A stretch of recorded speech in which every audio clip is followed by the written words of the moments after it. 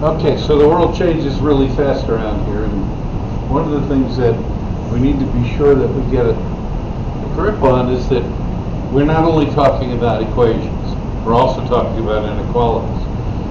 4.4 is guiding us towards being able to understand that we're going to draw a line, and something's going to be on one side of it, something's going to be on the other side of it. So, let's get right into that. And that starts on page 164. On page 164, we're asked at the bottom of 164, what is the solution of the inequality of 1 is less than or equal to x minus 1? Then it goes through the entire thing on 164. Where I want to go is I want to go to the triad on page 165.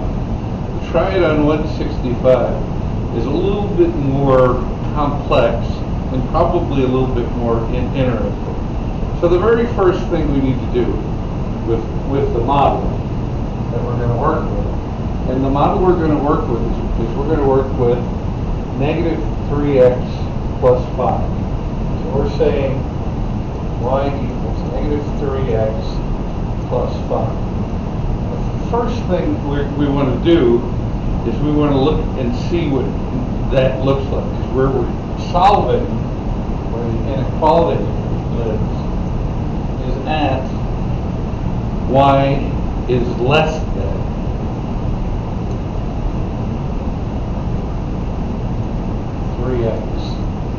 negative 3x plus 5. And remember, we're going to start here. We're going to go here. Alright? Now, having said that, let's get it graphed. Can't spend enough time graphing with Mr. Kolesnick, but we're going to do it a little bit quicker.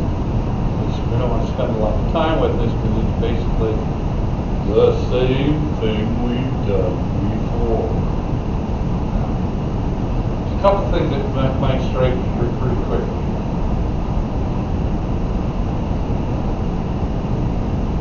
One, we're going to go down to, we're going to go to plus 5. That's the example given to us.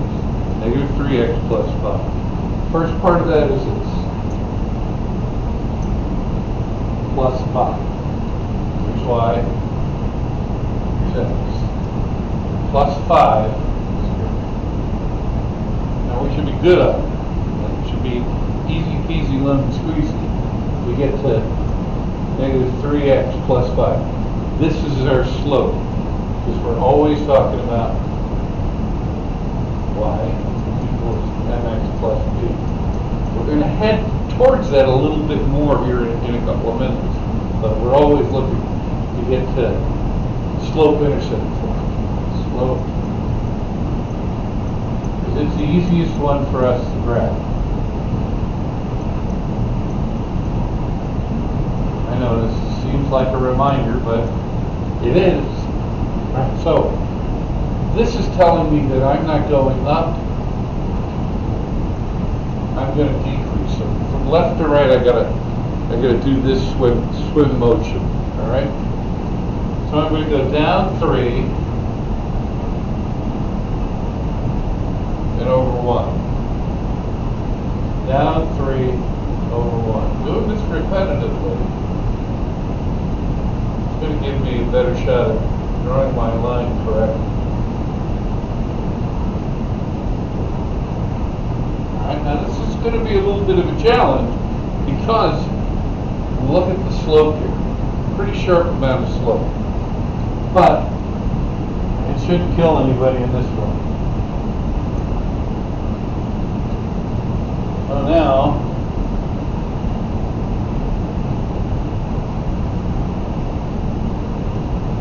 what I'm doing, right? I like to have good habits. We're doing this. First up, use a straight edge. Don't not use a straight edge. That's just bad form. And put an arrowhead on it. And then tell me someplace on here that this is y is less drawing this line to achieve this problem.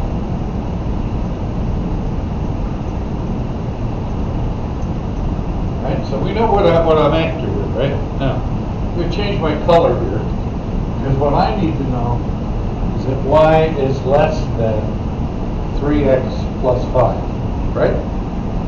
Well, I see that my favorite spot in the universe is right here,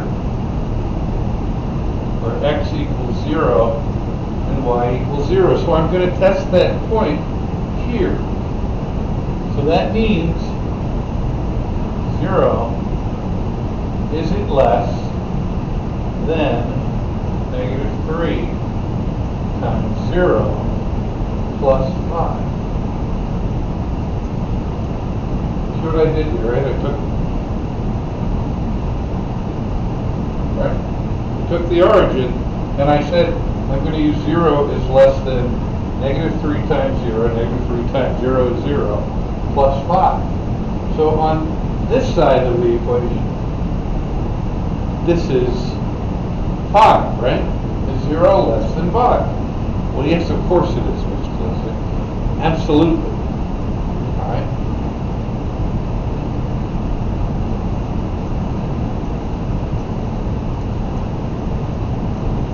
So that must be true. This would be the area we can color in. Now here's our problem. I'm not equal here.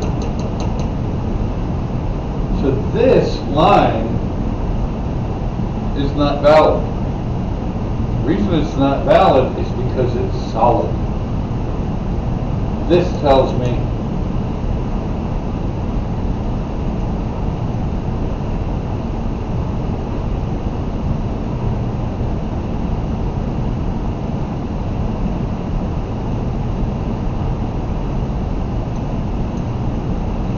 there has to be a broken line. So all I'm going to do here, just for the sake of the example, I'm going to take an eraser in the future, but I want this to be a dashed line.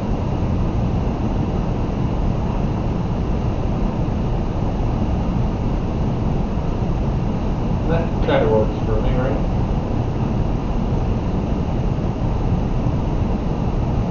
That's a proper line.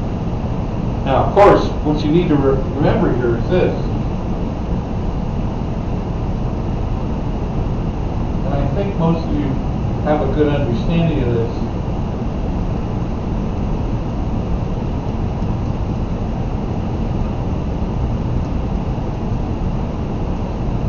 This is because anything on this line would be a solution. And we can test that. I don't think we need to. I think we're good. So this is the area we shaded color. All right. Now, having moved on from that, the only thing that I want to review one more time is at the bottom of page 165. Remember, I said to you, we really like to use y equals mx plus b. We really like to use slope-intercept formula, because it's quick and easy and painless. And quick and easy and painless, woo woo! Now I'm going to go one page forward, and on page 165, they give us this messy looking thing. And we know there's a name for this. Well, you know there's a name for this because it'll be on the final. But this format looks like this. This is page 165, example 2.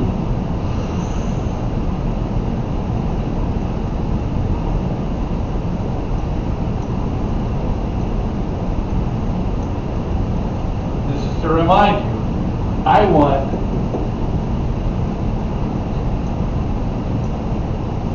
so my goal change this to y equals mx plus b, because I like to work with slope-intercept formula. Now, that being the case, first thing I got to do is this. Subtract 10x from both sides. And that changes my formula. Plus 2y, positive 2y, is greater than or equal to negative 10x plus 500. You're unsure of any part of this to this point. You need to get your head wrapped around it because it's coming to you from a classroom really soon and on a final. Alright?